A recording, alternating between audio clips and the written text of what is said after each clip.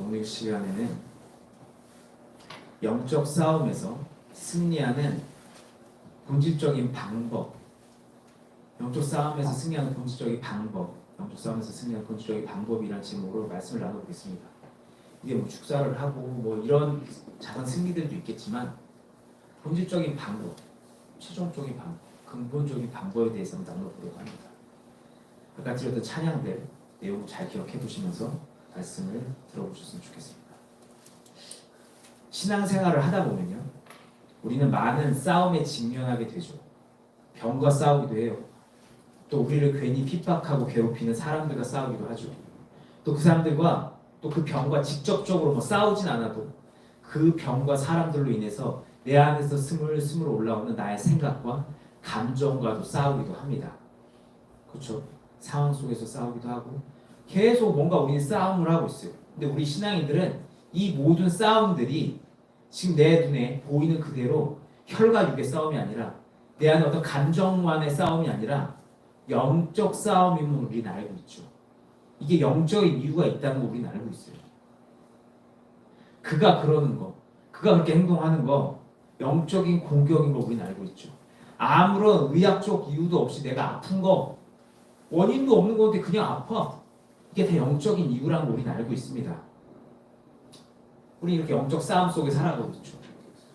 근데 하루는 말씀을 묵상하다가 이 영적 싸움에서 승리하는 본질적인 방법, 그 방법을 조명받게 됐어요. 아, 이게 진짜 근본적으로 이길 수 있는 방법이구나 라는 걸 조명받게 됐어요. 그래서 오늘 그 방법을 나눠보려고 하는데요. 먼저 말씀을 함께 읽을 겁니다. 요한계시록입니다. 요한계시록 12장으로 가겠습니다. 요한계시록 12장. 오늘 읽을 곳이 두 곳인데요. 먼저 요한계시록 12장 11절을 함께 읽을 겁니다. 요한계시록 12장 11절.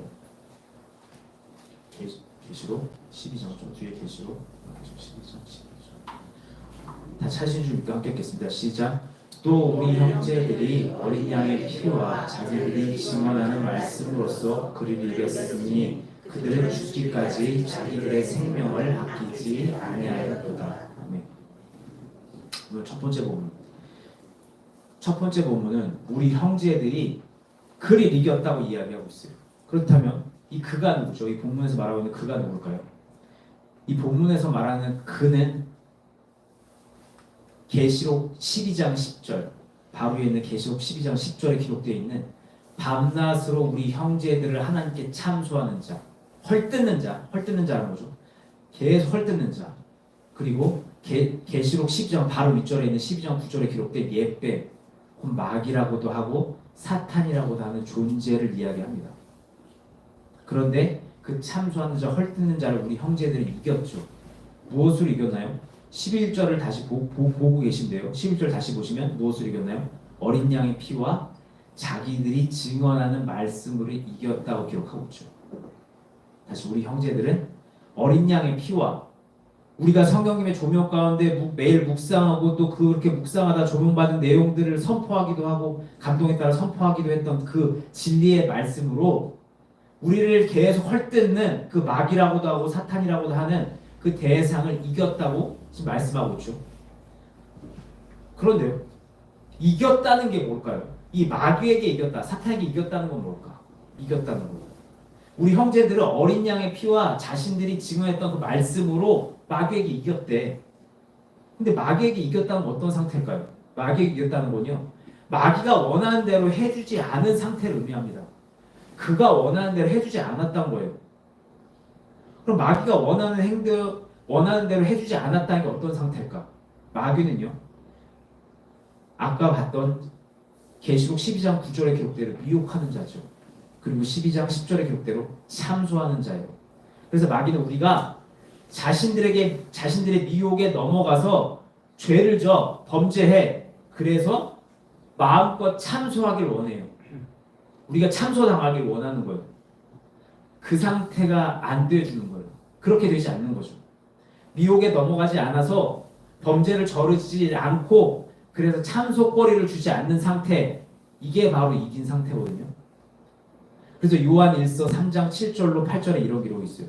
요한 1서 3장 7절로 8절에 자녀들아 아무도 너희를 미혹하지 못하게 하라.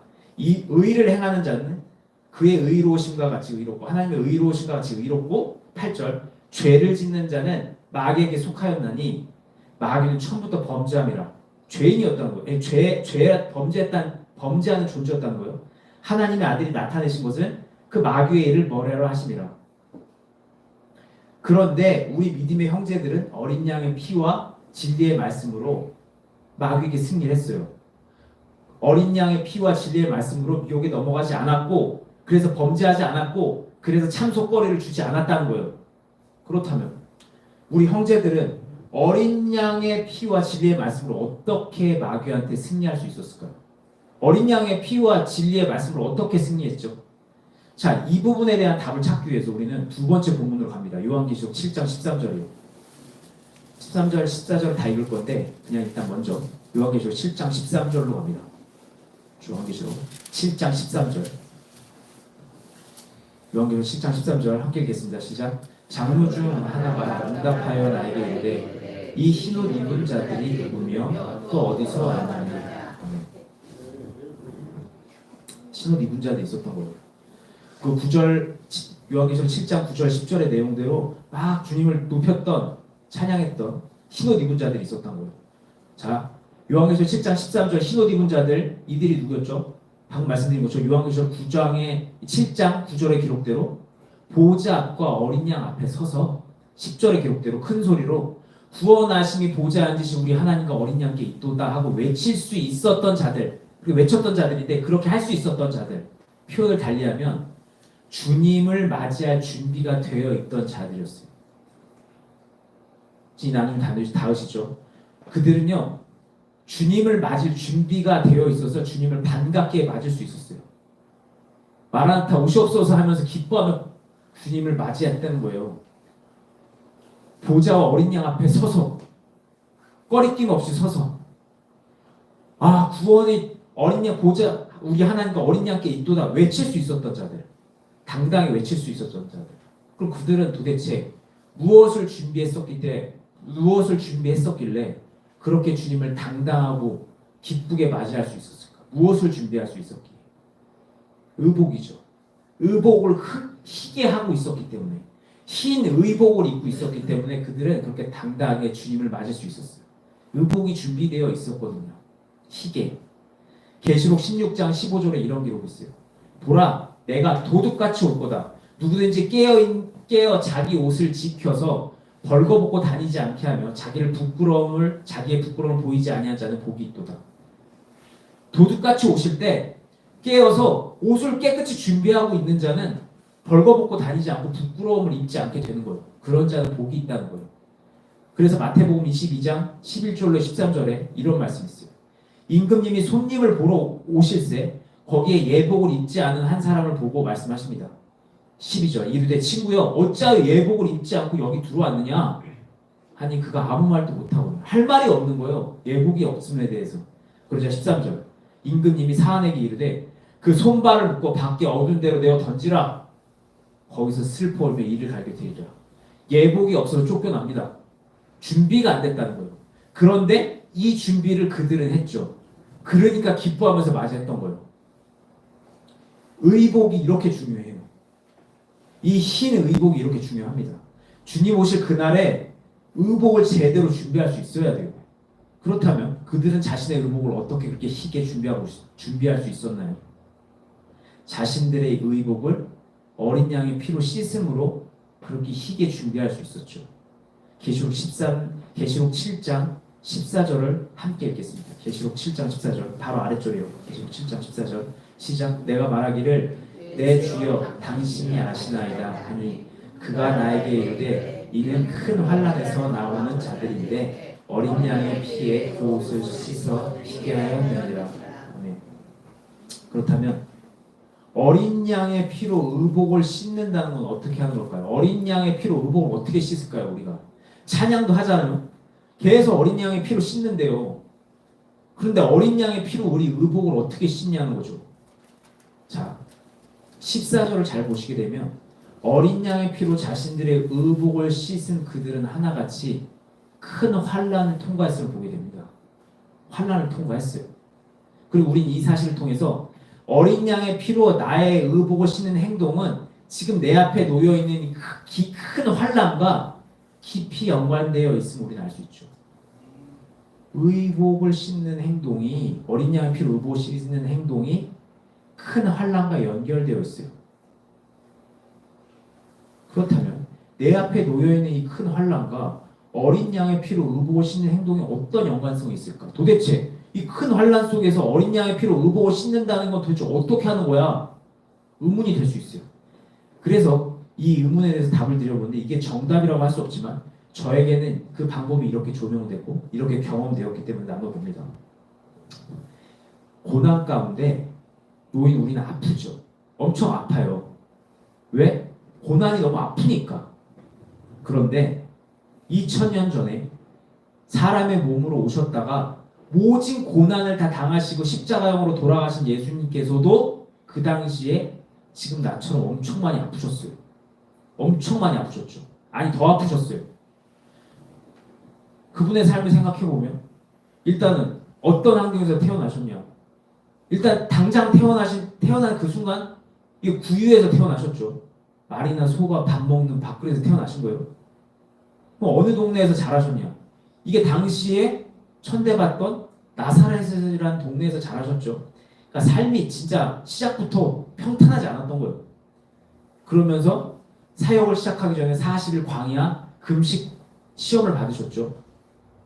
그러면서 어떻게 사역을 감당하셨나요? 이거 머리 둘 곳도 없고 제대로 잠도 못 주무시면서 그 많은 병자들과 귀신 들린 사람들을 다 치료하시면서 가셨죠. 그런데 그렇게 힘든 상황을 거치시면서 어떤 대접을 받으셨냐? 형제들이 인정을 안 해줘. 그렇게 잘났으면 사람들 앞에 쓰세요. 처음에 무시합니다. 비아냥거려요. 그러면서 원수들이 대적자들이 계속 공격을 하죠. 야, 니 메시아야? 저 어떻게 죽이지? 맨날 공격을 합니다. 마지막에 제자들까지 배신하고 다 가버려요. 그러면서 십자가형까지 그렇게 비참하게 받으시죠. 그러니까 예수님은 정말 고생은 다 하고 가신 거예요. 그런데 그러겠죠. 예수님은 그럼 하나님이시니까 감당하실 수 있지? 아니요. 하나님이셨지만 동시에 사람이셨거든요. 우리랑 똑같은 사람이셨어요. 사람인 상태로 그걸 다 당하신 거거든요. 그렇기 때문에 그분께서는 우리처럼 아프셨고 슬프셨고 괴로우셨어요.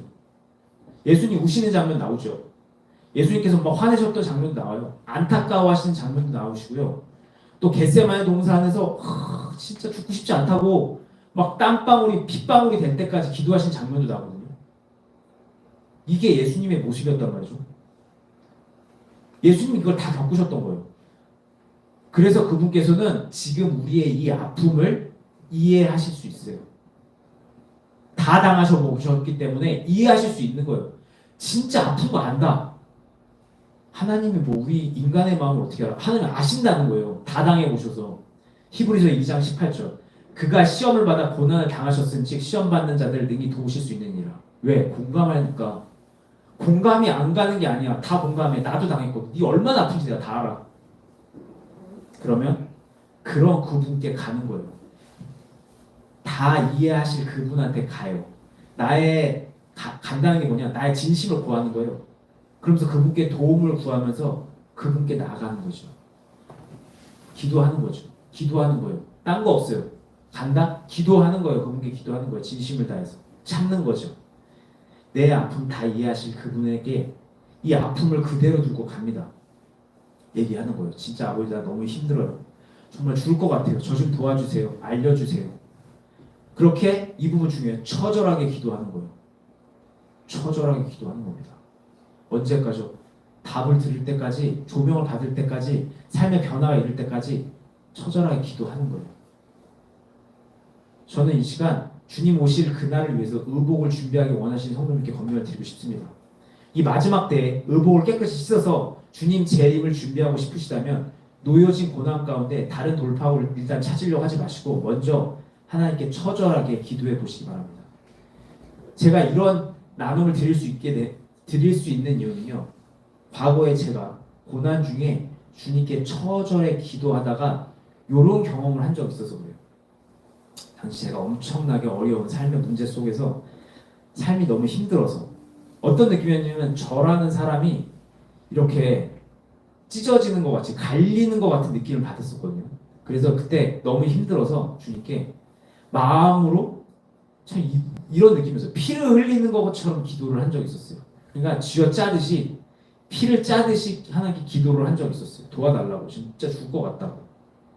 어디 계시냐고. 좀 만나달라고. 좀 살려달라고 막 기도를 한 적이 있었어요.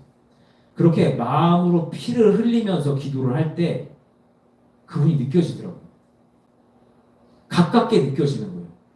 피 흘리는 그 절절한 기도 속에서 그리스도께 닿았다는 느낌을 받았어요. 닿았구나. 내가 하나님께 닿았구나. 지금에 와서 제가 어떻게 그런 경험을 할 수 있나 생각해 보니까 아마 이런 이유 때문이 아닐까 싶어요. 자, 그분의 피에는요.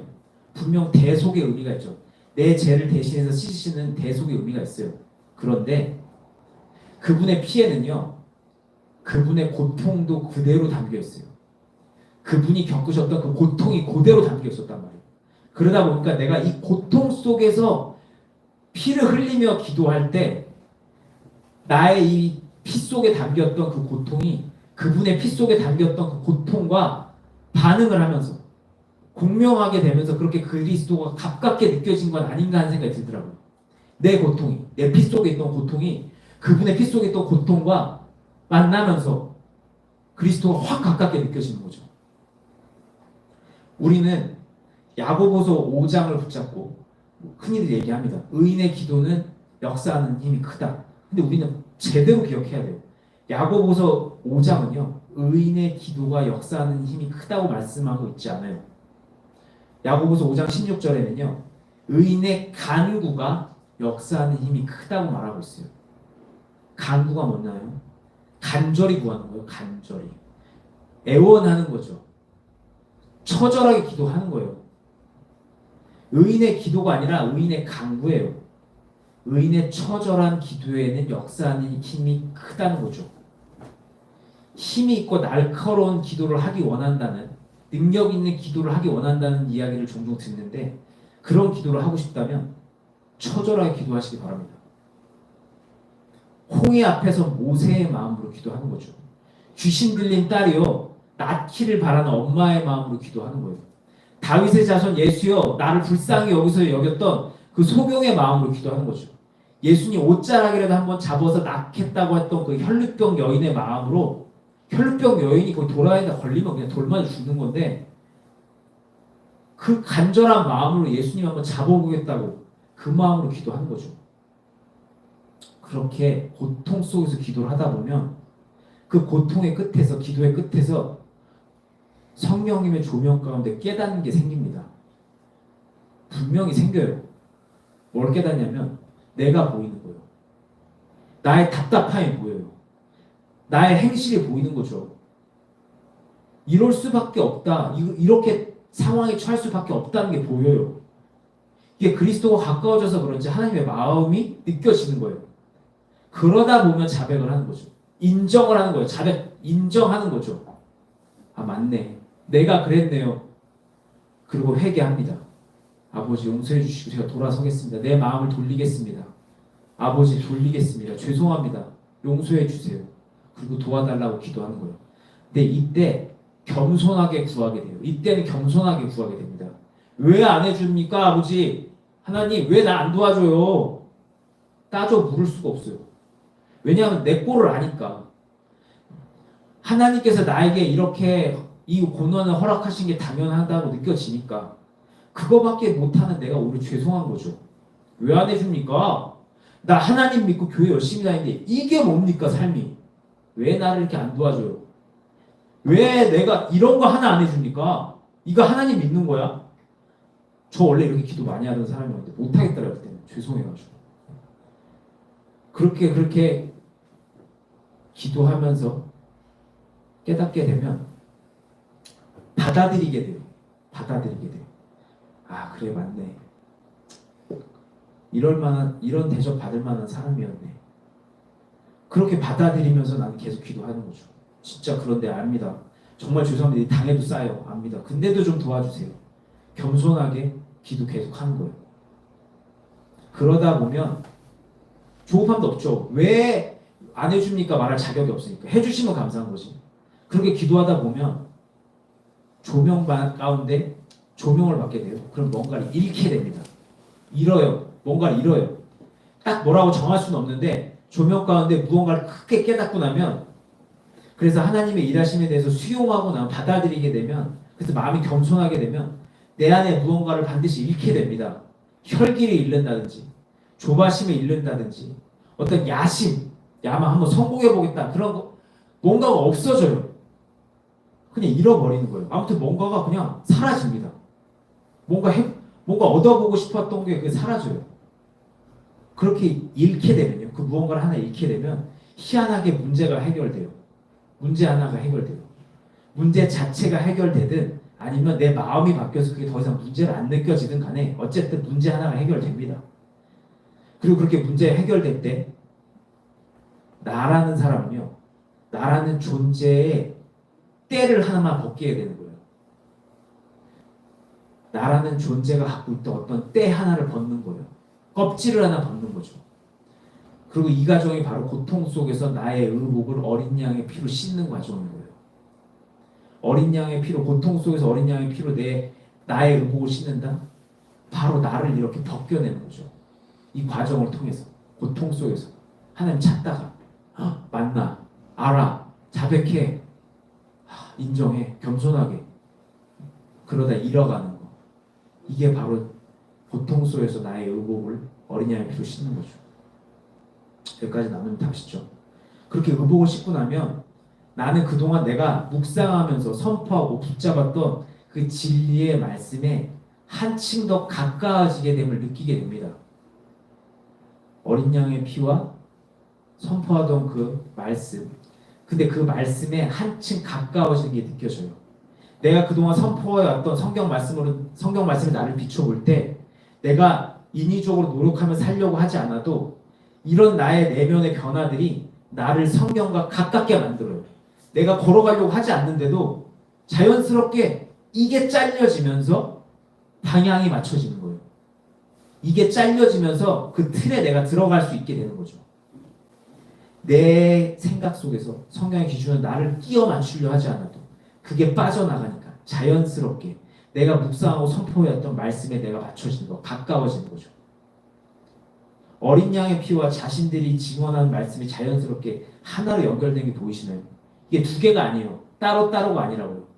그걸 두 개 들고 그들이 이긴 게 아니에요.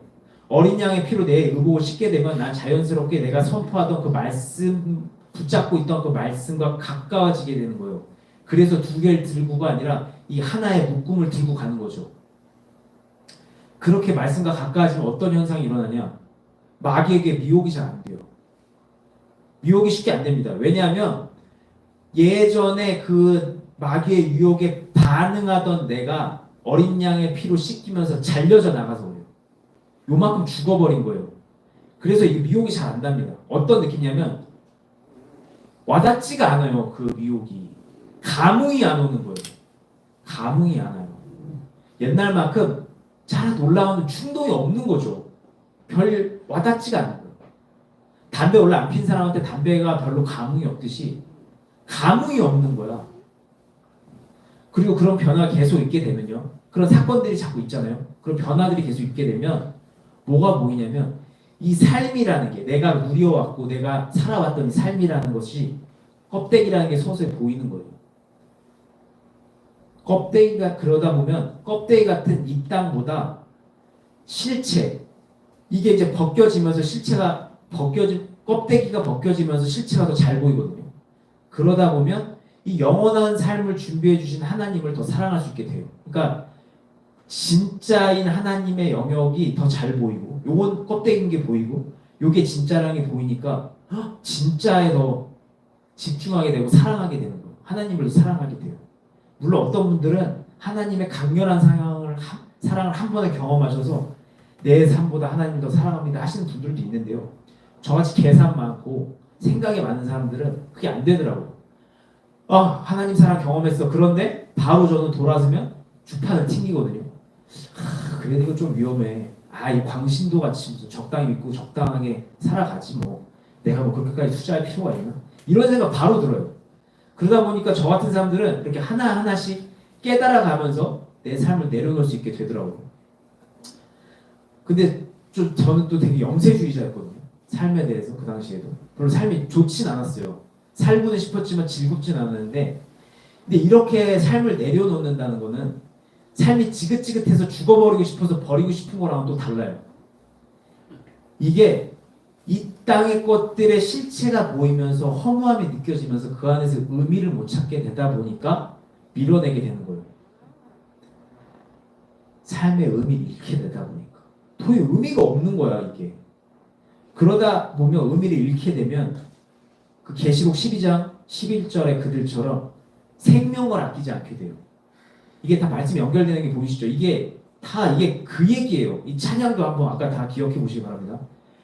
생명을 아끼지 않게 되는 거예요. 처음부터 내가 생명을 아끼지 말아야지. 이게 아니라 과정을 흘러가다 보니까 어느 순간 생명이 아끼지 않게 되는 거예요. 이게 더 중요하다는 게 보이거든요. 그럼 내 생명을 표현 달리하면 내 삶을 던지게 되죠. 더 중요한 것을 위해서 껍데기를 던지게 되는 거예요. 왜? 진정 내 거는 하늘에 있으니까. 하늘을 바라보면서. 그러니까 진짜가 있으니까 진짜를 위해서 내려놓게 되는 거죠. 그리고 그렇게 내가 내 생명을 아끼지 않게 될 때 난 나의 의복을 준비해가는 주님의 진짜 제자가 되는 거예요. 제자 된다. 그렇게 될 때 진짜 제자가 돼요. 누가복음 14장 26절로 27절. 무릇 내게 오는 자가 자기 부모와 처자와 형제와 자매와 더욱이 자기 목숨까지 미워하지 아니하면 능히 내 제자가 되지 못하고 27절 누구든지 자기 십자가를 지고 나를 따르지 않는 자도 능히 내 제자가 되지 못하리라. 참고로 이 누가복음 말씀 중에 26절 말씀은 부모와 처자와 형제와 자매 요거 목숨까지 미워하지 아니하면 요 말씀 오해하시면 안 되는 게 요 내용이 부모님이랑 처자식과 형제자매와 사이가 나빠져야 주님의 제자가 될 수 있다 이런 얘기 아니에요. 하나님을 믿지 않는 그들과 멀어져야 된다 이런 얘기도 아니에요. 성경은 분명 부모를 공경하고요.